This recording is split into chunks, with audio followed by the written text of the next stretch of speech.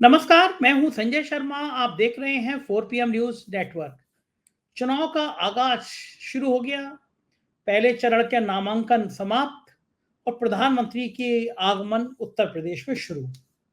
उत्तर प्रदेश वो राज्य है जहां के पायदान से भारतीय जनता पार्टी केंद्र की सत्ता तक पहुंचना चाहती है। अजीत सिंह के पुत्र जयंत चौधरी कल प्रधानमंत्री के साथ होंगे और बड़ा सवाल होगा कि क्या उस इलाके के जाट महिला खिलाड़ियों के सम्मान की बात भूल जाएंगे, गदगद हो जाएंगे जयंत चौधरी को, या फिर कुछ बड़े सवाल उठेंगे कि जो खिलाड़ियों की महिला खिलाड़ियों की जो जाट बेटियां थी उनकी दुर्दशा हुई, जो किसानों के साथ व्यवहार हुआ, ये सब बड़े मुद्दे रहते हैं या नहीं रहते हैं, इसका आकलन होगा। भारतीय जनता पार्टी के लिए बंगाल और बिहार एक बड़ा चुनौती बन के अभी भी उभर रहे हैं, जहां से वो अपना ऑपरेशन कामयाब नहीं कर पा रही है। पंजाब में अकाली दल ने साथ छोड़ दिया, अकाली दल साथ नहीं आया। भले वो कितने ही छापे पड़वा लें, आम आदमी पार्टी पे गिरफ्तारी करा ले, लेकिन पंजाब में माहौल नहीं बन पाया। लेकिन माहौल बना कहाँ?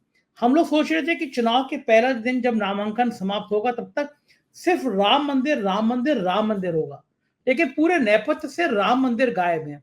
आप बताइए, गोदी मीडिया के चैनलों पर भी आपने बहुत दिनों से राम मंदिर की चर्चा नहीं सुनी होगी। तो क्या कारण है कि भारतीय जनता पार्टी इस रणनीति को बदलने पे मजबूर हो गई? चुनाव में राम मंदिर का अभी तक उतना आक्रामक प्रभाव दिखाई नहीं दिया। क्या ये मोदी जी संघ को ठिकाने लगाने की प्लानिंग में कर रहे हैं? संघ का बहुत प्यारा मुद्दा था राम मंदिर, और मोदी जी और संघ के क्या रिश्ते हैं, मुझे यह आपको बताने की जरूरत नहीं है। तो क्या खिचड़ी पक रही है इन रिश्तों के बीच में, और रिश्तों की गर्माहट क्या चुनावों पर असर डालेगी? कौन से बड़े मुद्दे हैं जो इस चुनाव में बनकर उभरेंगे, और जब उभरेंगे तो भाजपा का क्या परिणाम होगा? इन सारी बातों की आज चर्चा करेंगे हम अभय दुबे जी के साथ। जाने माने देश के पत्रकार, तमाम बड़े टीवी चैनलों पर आप उनको देखते रहते हैं, बहुत अच्छा बोलते हैं, बहुत अच्छी टिप्पणी करते हैं। सीधे चलता हूं अभय दुबे जी के पास।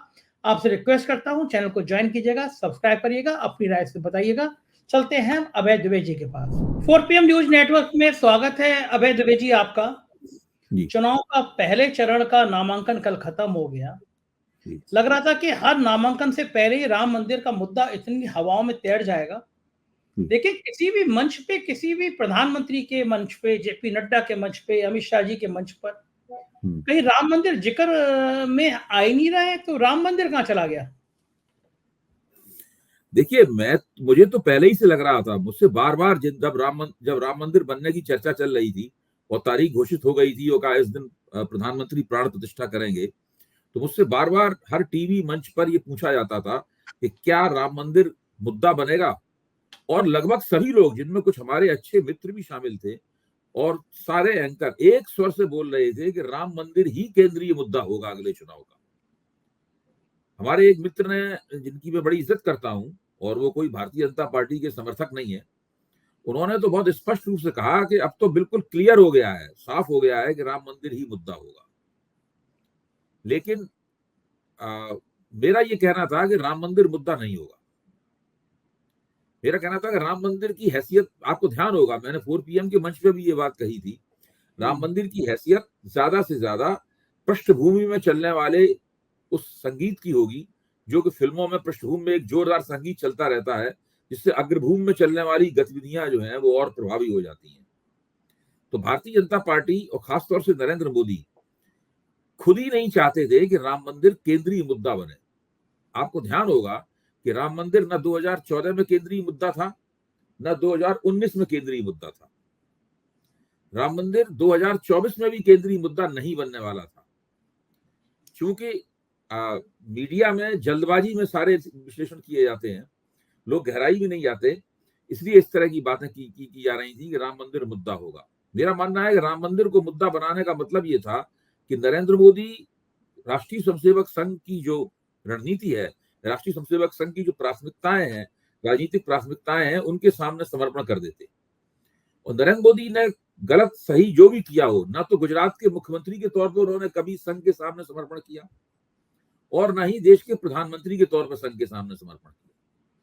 संघ की गर्ज होती है उनका समर्थन करना, और संघ अपनी गर्ज से, क्योंकि संघ के चेहरे पर चमक आ रही है, उसके दफ्तरों का आधुनिकीकरण हो रहा है, संघ के अंदर बड़े पैमाने पर पूंजी प्रवाह हो गया है, संघ के वरिष्ठ प्रचारक अब बिल्कुल जैसे कांग्रेस के नेता सत्ता में इधर उधर घूमते थे, सत्ता का उपभोग करते हुए, उस तरह संघ के प्रचारक सत्ता में उपभोग करते हुए घूमते हैं।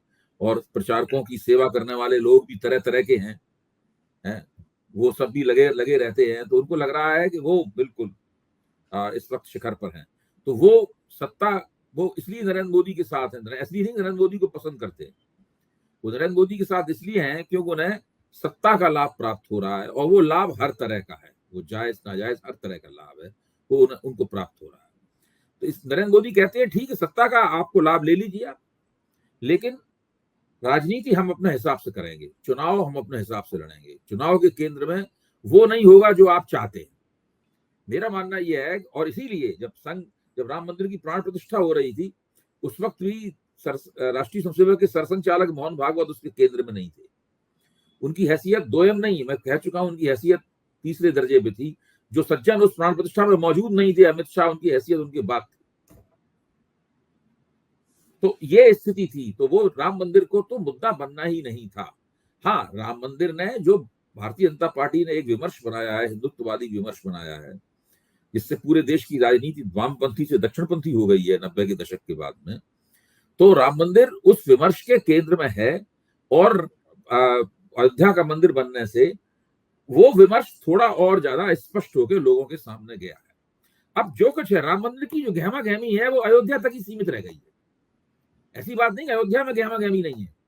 वहां तो अगर कोई अयोध्या जाए, हमारे कई मित्र अयोध्या गए हैं, कुछ वहीं के रहने वाले हैं, तो वो सब बताते हैं आके कि वहां पर पूरी गहमा गहमी है, वहां बसों भर भर के लोग जा रहे हैं, और जितने जो दर्शन वगैरह भी चल रहा है, एक उन्होंने कैंप भी बनाया है, तो वो सब, तो वो सारी गतिविधियां तो चल रही हैं, लेकिन राजनीति के ऊपर वो सीधे सीधे बिल्कुल प्रभावित नहीं करता। मैंने तो पिछले 1 महीने से राम मंदिर का नाम ही नहीं सुना है, टीवी के ऊपर और अखबारों में नहीं देखा, एक चर्चा नहीं है, एक बयान नहीं है उसके ऊपर।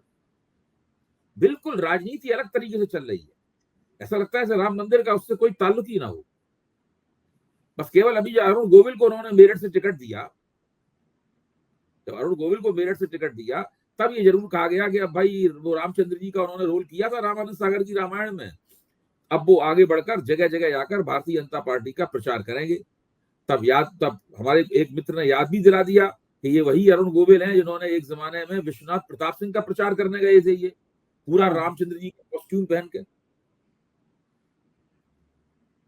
तो ये लगता है कि आपको कि भारतीय जनता पार्टी का जो कार्यकर्ता इतना उत्साहित था कि राम मंदिर का गांव-गांव में हम चावल भेज रहे हैं, प्रसाद भेज रहे हैं, और जो गांव में ये था कि भाई हम मंडल बनाम कमंडल की लड़ाई में मंडल को पीछे छोड़ेंगे कमंडल से, तो क्या वो रूपरेखा बदल दी है उन्होंने? उनको लग रहा है कि जातियों के विभाजन नहीं हो रहा है, अमित शाह का जातियों का गणित काम कर रहा है?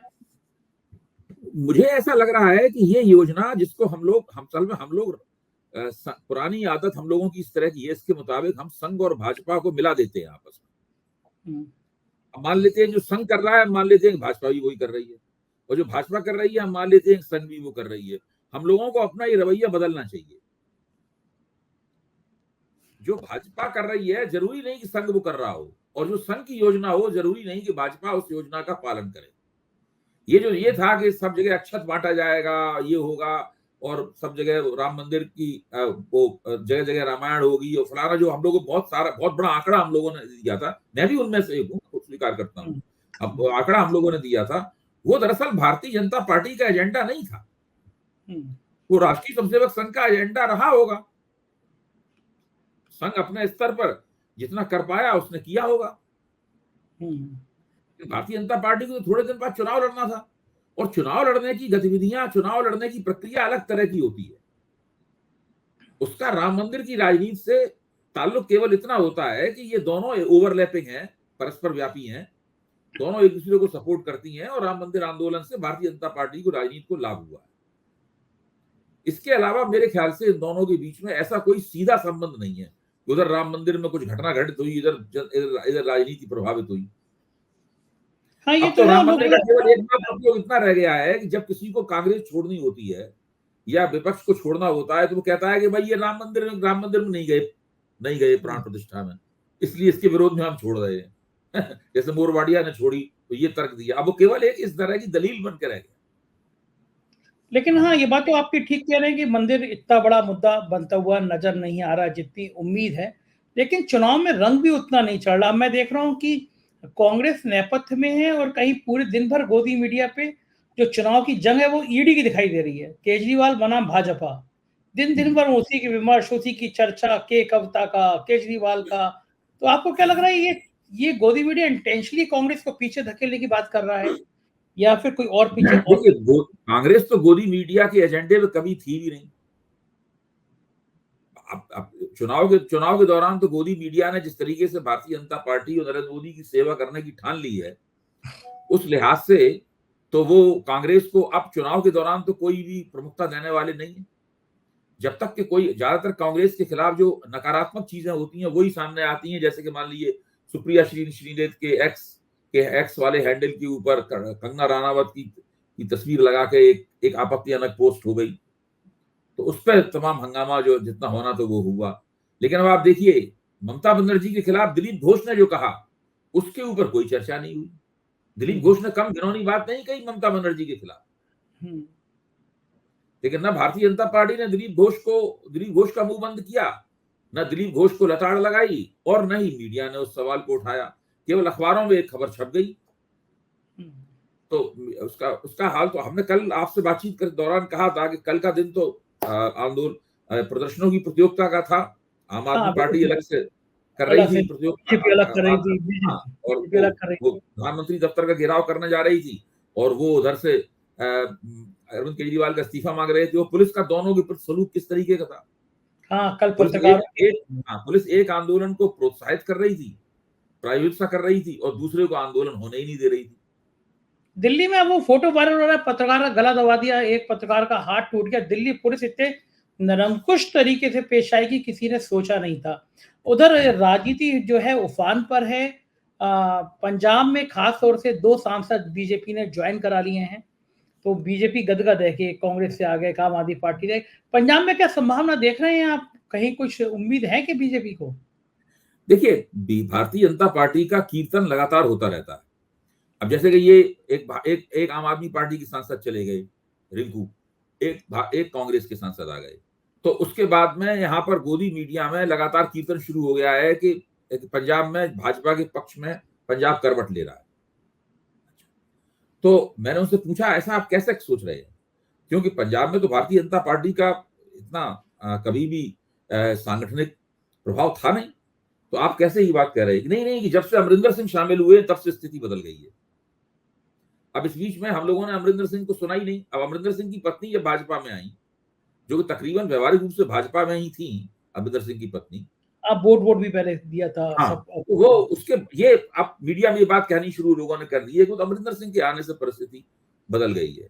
मैं तो नहीं समझता हूं कि भारतीय जनता पार्टी को पंजाब में कुछ मिलेगा। अगर अकाली दल के साथ उसका कुछ समझौता हो जाता तो शायद हम मान सकते थे कि कुछ हो सकता था, 1-2 सीटों के ऊपर उसकी दावेदारी बन सकती थी।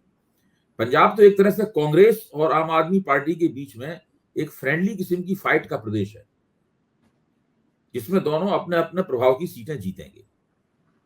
ज्यादा आम आदमी पार्टी जीतेगी, कम कांग्रेस जीतेगी, यही परिस्थिति है। देखिए, पंजाब की स्थिति यह है कि एक बार मुझे पटियाला की पंजाबी यूनिवर्सिटी में एक व्याख्यान देने के लिए बुलाया गया, तो मैं वहां गया।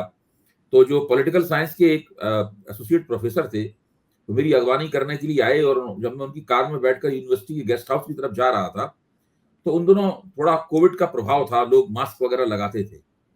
तो मैंने उससे कहा कि आप भी मास्क नहीं लगाए हुए हैं, और पंजाब में मैंने तो जब से घुसा हूं किसी को मास्क लगाई नहीं देखा। तो उन्होंने कहा कि जो मोदी कहता है हम लोग उसका उल्टा करते हैं।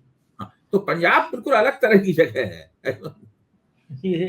ये आपने सही किस्सा सुनाया कि पंजाब का सुर ताल अलग है।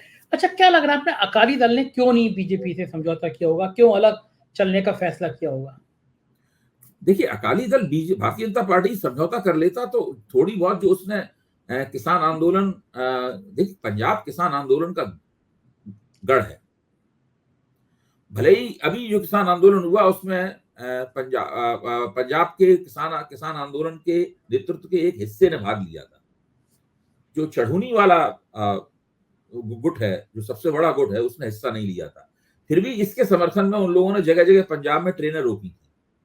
अगर अकाली दल भारतीय जनता पार्टी के साथ चला जाएगा तो अकाली दल जो उम्मीद बनाए बैठा है कि लोकसभा चुनाव में नहीं तो विधानसभा चुनाव में तो उसको कुछ करने के लिए उसके पास कुछ हो, तो वो भी समाप्त हो जाएगा। वो तो किसी कीमत पर भारतीय जनता पार्टी की छवि तो पूरी तरीके से किसान विरोधी है, और किसान विरोधी होने के नाते हरियाणा के जाट और पंजाब के जाट, सिख जाट जो है ना, वो भारतीय जनता पार्टी के बिल्कुल खिलाफ खड़े हुए। आपको ध्यान होगा जब पहला बड़ा किसान आंदोलन हुआ था, इसमें 1 साल के लिए दिल्ली की सीमाएं सील कर दी थी किसानों ने, उस वक्त पंजाब में किसानों ने भारतीय जनता पार्टी के नेताओं के घरों के सामने बड़े बड़े टेंट लगाए थे, और उन टेंटों में वो दिन रात उनके सामने धरना देते थे, और उन लोगों का घर से निकलना उन्होंने मुश्किल कर दिया था, एक तरह से घरों में उनको कैद कर दिया था। पूरे विधानसभा चुनाव में भारतीय जनता पार्टी का कोई नेता घर से नहीं निकल पाया था, ये हालत थी।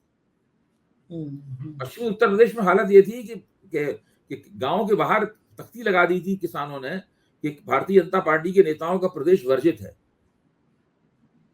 हरियाणा में भी तकरीबन यही स्थिति थी।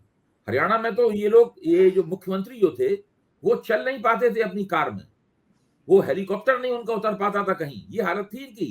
खट्टर साहब की जो अब मुख्यमंत्री नहीं है, और अमित शाह जब वहां पर जा रहे थे हरियाणा में, तो उनसे मुख्यमंत्री ने कहा था कि आप ना आए वही बेहतर है, तो अमित शाह को अपने पंजाब के दौरे कैंसिल करने पड़े थे।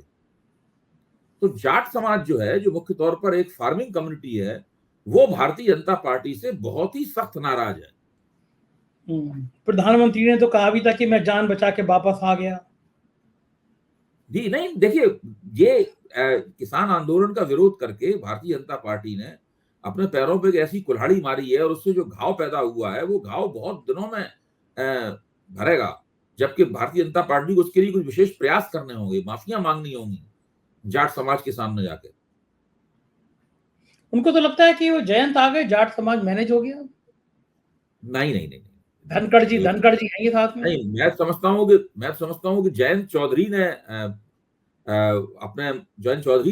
अपने आप को मुश्किल में डाला है, और ये आगे भविष्य में ये पता चलेगा कि जयंत चौधरी को इसका, देखिए, राजनीति में लोग अल्पकालीन फायदों के लिए निर्णय लेते हैं। जयंत चौधरी ने भी एक अल्पकालीन फायदे के लिए निर्णय लिया। उनको बुला के ये समझाया गया कि जिन सीटों पे आप चुनाव लड़ रहे हैं समाजवादी पार्टी के साथ में, वो सीटें आप जीत नहीं पाएंगे, क्योंकि गैर जाट आपको वोट नहीं देगा। गैर जाट का वोट आपको तभी मिलेगा जबकि आप भारतीय जनता पार्टी के साथ आएंगे। तो इस चक्कर में उन दोनों कुछ इंडिया गठबंधन की भी मुश्किल थी, वो लोग कोई गतिविधियां नहीं चला रहे थे, इनकी सारी कार्रवाई ठप पड़ी हुई थी। एकता होगी कि नहीं होगी, गठजोड़ होगा कि नहीं होगा, सीटों का तालमेल होगा कि नहीं होगा, इसके बारे में कुछ भी तय नहीं था। मतलब बहुत से लोग इंतजार कर रहे थे, और निराशा काफी थी विपक्षी एकता के नाम पर। उस माहौल में उन्होंने एक निर्णय लिया, वो भारतीय जनता पार्टी के साथ चले गए। उनकी एक डील हो गई, और वो डील में उनको केंद्र मंत्री पद मिलेगा, राज्यसभा की सीट मिलेगी, उनके लोगों को राज्य मंत्री पद प्राप्त होगा, फिर विधानसभा लोकसभा की सीटें, ये सब वगैरह डील हो गई उनकी। अब उस डील के हिसाब से काम कर रहे हैं, लेकिन जो दूरगामी जो नुकसान होगा वो धीरे धीरे करके उनकी समझ में आएगा और हम लोगों को दिखाई पड़ेगा। हाँ, क्योंकि भारतीय जनता पार्टी तो वो समुद्र है जिसमें कोई नदी मिली तो फिर वो गायब ही हो गई, उसके बाद को दिखाई नहीं दी। और जेपी नड्डा तो बिहार में कह चुके हैं खेती दल खत्म करने हैं हमें। हाँ, वो तो देखिए, भारतीय जनता पार्टी, आपने जो एक उपमा दी है वो बहुत अच्छी उपमा है। एक उपमा और भी है कि भारतीय जनता पार्टी में एक विशालकाय फ्रीजर है, वो नेताओं को लाते हैं और उस फ्रीजर में डाल देते हैं, ना बोल फिर वो पाओ। नेता उसमें पड़ा हुआ जाम पड़ा रहता है उसके अंदर।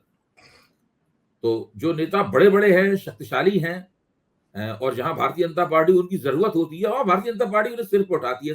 हेमंत बिश्व शर्मा को उठाया, एन बीरेन सिंह को उठाया, वो तो करती है भारतीय जनता पार्टी।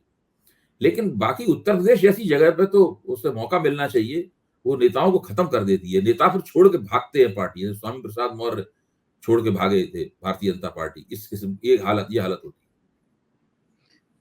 इसके अलावा बीजेपी के लिए एक टिकट की बड़ी, उत्तर प्रदेश का आपने जिक्र किया, बड़ा इंतजार है लोगों को ब्रजभूषण सिंह का। सारी लिस्टें आ रही हैं, ब्रजभूषण सिंह का क्या होगा ये बीजेपी तय नहीं कर पा रही है। क्या लगता है आपको, क्या होगा ब्रजभूषण सिंह का? भाई, जो पैटर्न है उसके हिसाब से ब्रजभूषण सिंह का टिकट बीजेपी को काट देना चाहिए, तो देखिए बीजेपी ने ऐसे कई नेताओं के टिकट काटे हैं कई प्रदेशों में जो पार्टी को, जिनकी वजह से पार्टी बदनाम हुई है। अनंत हेगड़े का टिकट काट दिया कर्नाटक से, वो बयानवीर थे, तो उनका था भाई संविधान बदला जाएगा, ये सब इस तरह की बातें वो करते थे, उनका टिकट काट दिया। वो भोपाल से जो साध्वी प्रज्ञा थी, उनका टिकट काट दिया, मतलब उनका टिकट काट दिया। फिर उन्होंने नाथूराम गॉडसे वाला बयान दिया था। तो उसी लिहाज से मुझे लगता यह है कि ये इनका ब्रजभूषण शरण सिंह का भी टिकट कटना चाहिए। अब इसमें चालाकी ये भी हो सकती है कि उनका टिकट काट दिया जाए लेकिन उनकी बीवी को टिकट दे दिया जाए या उनकी परिवार के किसी व्यक्ति को टिकट दे दिया जाए। यही बात हो तो रही ये देखना ये होगा कि उनका और उनके साथ उनके परिवार का भी टिकट कटता है कि नहीं कटता है। उतनी मत नहीं परिवार कर का भी पाएगी। टिकट कट जाएगा तब लगेगा कि भाई पार्टी ने उनको दंडित किया या कुछ उनको सबक सिखाया है उनको। इसलिए नहीं कर पाएगी क्योंकि उत्तर प्रदेश के क्षत्रिय बहुत नाराज हैं। मैंने आपका जिक्र भी किया था, मेरठ मुरादाबाद मंडल में 6-7 टिकट मिला करते थे, एक भी क्षत्रिय को मिला नहीं है। तो क्षत्रिय बहुत लेकिन नाराज अगर है। ब्रजभूषण शरण सिंह को टिकट दे दिया तो पार्टी की बदनामी होगी तो होगी, उससे तो आदित्यनाथ जी और नाराज हो जाएंगे खुश होने की बजाय। कोई आदित्यनाथ जी की वो गुड बुक्स में तो है नहीं, जहां तक मेरी जानकारी है। आप इसको ज्यादा कहेंगे, ज्यादा जानते हैं हमसे। तो वो आपने एक तो पहले ऐसे क्षत्रियों की टिकट काटे, फिर एक ऐसे क्षत्रिय को टिकट दे दिया जिससे क्षत्रिय समाज भी बदनाम हो रहा है, पार्टी भी बदनाम हो रही है, मुख्यमंत्री भी उसको नापसंद करते हैं। लेकिन एक बड़ा चर्चित टिकट था टेनी महाराज का, वो तो दे दिया गया। लखीमपुर में किसानों के ऊपर गाड़ी चढ़ा दी थी, लेकिन टिकट तो तब भी पा गए वो। हाँ, उनके उनके उनके टिकट के पक्ष में तर्क भाजपा वाले ये दे रहे हैं कि भाई गाड़ी तो उनके बेटे ने चढ़ाई थी, तो उसके खिलाफ कानूनी कार्रवाई चल रही है। ये टैनी का तो कोई उसमें हाथ था नहीं, लेकिन वो भूल गए कि टैनी किस तरह मंच पर खड़े होकर पत्रकारों को और आलोचकों को किस तरह गरिया रहे थे, गरिया रहे थे, अपने बच्चों को छुपा रहे थे झूठे तर्कों के आधार पे। आईपीसी की धारा में अगर आप अपराध छुपा रहे तो आप भी दोषी होते हैं। और एक जनरल मैसेज तो था ही ना कि किसानों में नाराजगी तो थी कि टेनी के लड़के ने गाड़ी चढ़ा दी, किसान मर गए और टेनी उनका सपोर्ट कर रहे थे। लेकिन बीजेपी को लगा सब सीट जीत के तो हम तो टेनी को फिर टिकट दे दें। हाँ, जो विधानसभा चुनावों में चूंकि उस इलाके में भारतीय जनता पार्टी का नतीजा ठीक रहा, अच्छा रहा, तो शायद वो बात टैनी के पक्ष में गई होगी। देखिए इसमें क्या है, हमारे और आपके जैसे लोग जब टिकट बढ़ते हैं तो उसमें देख के समझना चाहते हैं कि इसमें पैटर्न क्या है, इसके अंदर स्ट्रेटेजिक पैटर्न क्या है। तो अगर आप देखें तो भारतीय जनता पार्टी के टिकट वितरण में दो तरह के स्ट्रेटेजिक पैटर्न नजर आते हैं। एक पैटर्न तो यही है कि जिन्होंने पार्टी को बदनाम किया है और काफी बदनाम किया है, उनका एक दो तीन टिकट कटते हुए दिखते हैं across the provinces, across the states में ये दिखाई पड़ता है। दूसरा ये है कि भारतीय जनता पार्टी ने सेफ प्ले किया है। अब देखिए 2014 में भारतीय जनता पार्टी ने तकरीबन 99 टिकट काटे थे 2009 के मुकाबले 99 टिकट काटे थे। फिर 2019 में उसने करीबन 100 के करीब टिकट काटे, और अभी तक उसने जो टिकट बांटे हैं उसमें 101 टिकट अभी काटा। हाँ।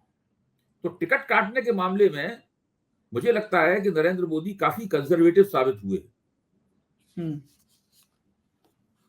ये रणनीति क्या रही होगी बीजेपी की, ऐसा क्यों उसने अपनाया होगा?